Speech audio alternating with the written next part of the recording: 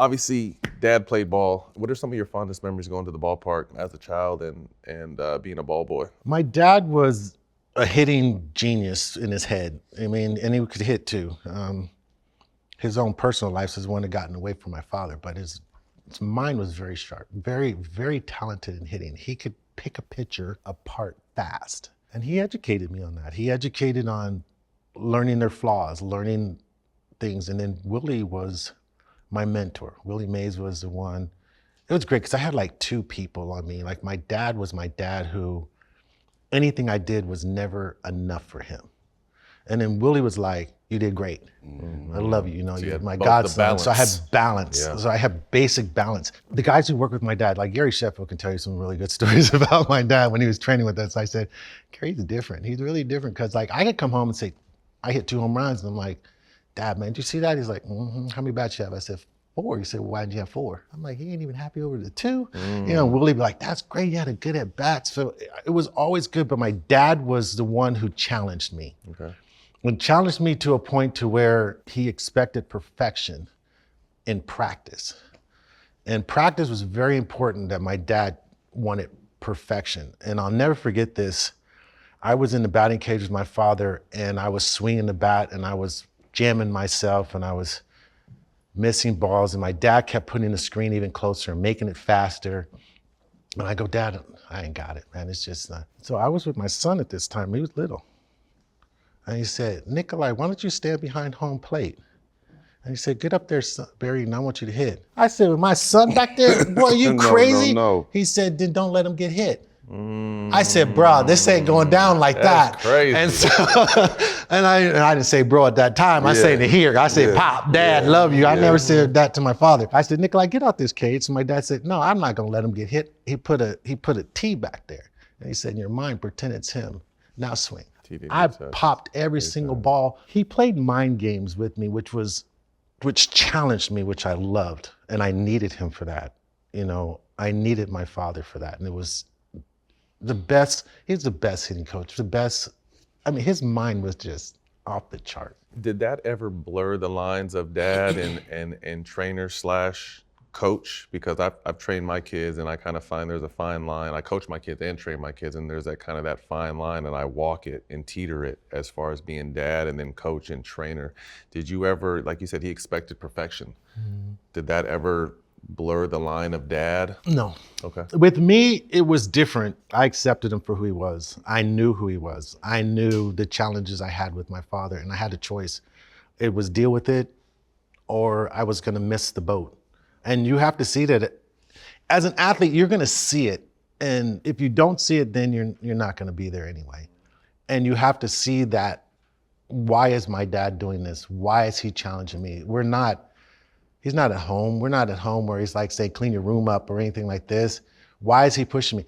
I didn't realize it till as I was college and going on that, you know, he was just, it was something I needed. It's weird. It's kind of hard to explain, but I needed that. I needed my dad to be just a jerk. You know what I mean? I needed my dad to challenge me. I needed that because I was so good. I think I would have took advantage of things if he didn't keep me in my place. Like he would knock me down. And all I ever wanted to do was for my godfather and my father to appreciate my career. I didn't care about anybody else. I didn't care about, there was nothing that had to do with fan and nothing to do with anything. It was like, I wanted my dad and Willie to say I was part of their group. Yeah. Right? Because no one really knows. My godfather, Giants here 58, my godfather's here, right? My father's in right field, my godfather's in center field, and I play left field. All three of us in the generation played for San Francisco Giants, and all three of us played in the outfield together, but apart. Right. And that's always my goal, was to play left field. And they wanted me to play right field when I was first coming up in Pittsburgh and have this 007 James Bond. I'm like, that's a no. And I wanted my own position because I wanted to complete that circle. And then I knew my own talent. I didn't have the arm like Willie or my dad did. I knew I was quick to the baseball. I owe that to Bill Verdon, one of my outfield coaches. And I knew my ability and I wanted to stay within my ability. When did you start training? When my son was born, 1989. Okay. When I got in '86, I mean, I was talented, I was good, but I Mm-hmm. wasn't, I was out clubs, partying like everybody else. Like when you're young, it's like, I'll sleep when I'm dead. Mm-hmm. You do Yeah, anything, exactly. man. You know what I mean? Yeah. Shoot, who cares? And all of a sudden, Nikolai, well, my first wife was pregnant. I was like, oh, this is real. I have a responsibility. I cold turkey everything. And all I did was go to the gym from that day on. And in 1989 I was leading off with Pittsburgh at that time. And Jim Leland, my manager, who's the most unbelievable manager I ever had in my entire life. And don't get me wrong, Dusty Baker and Felipe Alou are up there. Don't get me wrong, but he was my first, right? And so Pittsburgh was the best for me at that time. So I was leading off, and I ain't never been a leadoff hitter. I'm like, I'm not leading off. I'm leading the team in home runs, but yeah, I got like 40 RBIs or something like that. That's not me. That's never been my role. So my son was born. All I did was train out in the snow in Pittsburgh. I ran every day.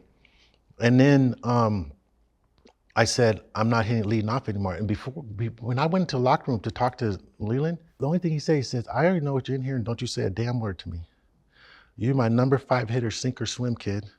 Because he knew they wanted to trade me, but he believed in me. I said, Coach, I've been swimming my whole life, and that's the year I won MVP.